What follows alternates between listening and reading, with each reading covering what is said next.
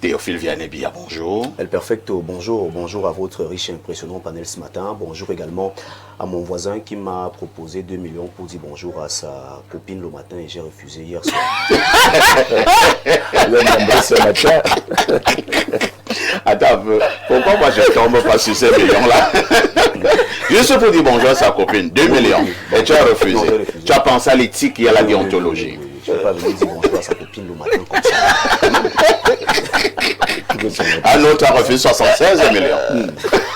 Mais les journalistes au Cameroun sont de plus en plus consciencieux. Oui. Et c'est bien pour la corporation. C'est ça, c'est ça. De toutes les façons, quand TVB nous retrouve sur ce plateau, cela signifie qu'on nous doit déjà faire un tour en kiosque. Que disent les journaux?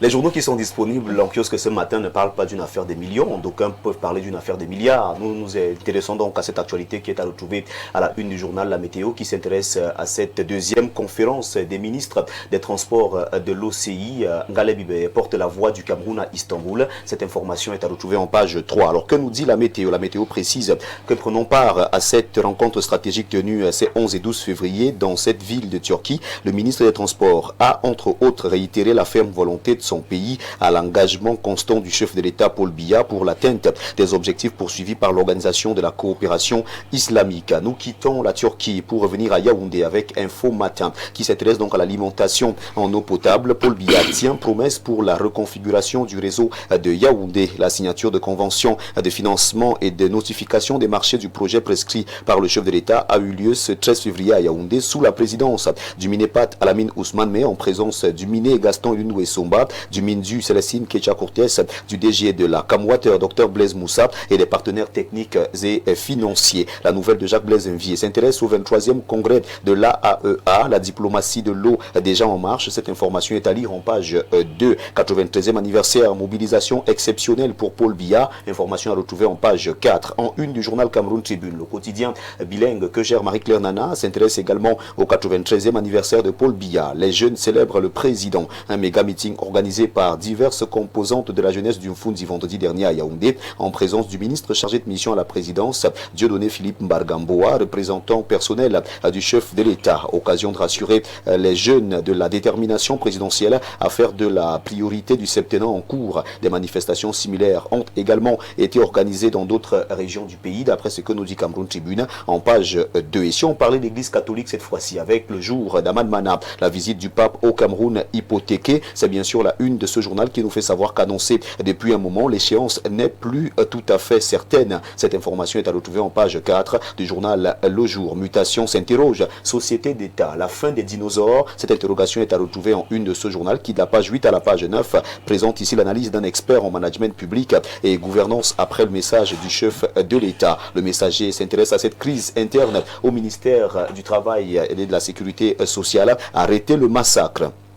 Face aux accusations de détournement de fonds et de guerre de clans relayées sur les réseaux sociaux, le ministre du Travail et de la Sécurité sociale annonce l'ouverture d'examens administratifs et appuie l'accélérateur sur l'opération Tolérance Zéro contre les manquements à l'éthique. Cette information est donc présentée ce matin au journal Le Messager en page 3. On parle du scanning au PAD en page 4. Où est passé l'État? Le journal Le Messager s'interroge et en une du journal La Nouvelle Expression, on reste donc du côté de Douala ce matin. Crise du scanning au port autonome de Douala, le GECAM lance un ultimatum au gouvernement. L'œil du Sahel de Guibaï Gatama s'intéresse au partage du gâteau national. Gâteau national, la répartition des positions de pouvoir par département. Cette information est à retrouver en page 4 du journal L'œil du Sahel qui nous fait savoir qu'en attendant le remaniement ministériel et les mouvements annoncés par Paul Biya lui-même à la tête des sociétés d'État, la rédaction du journal L'œil du Sahel sonde l'apport réel de chaque département dans la réélection de l'homme du 6 novembre et remet sous les projecteurs la part qu'accorde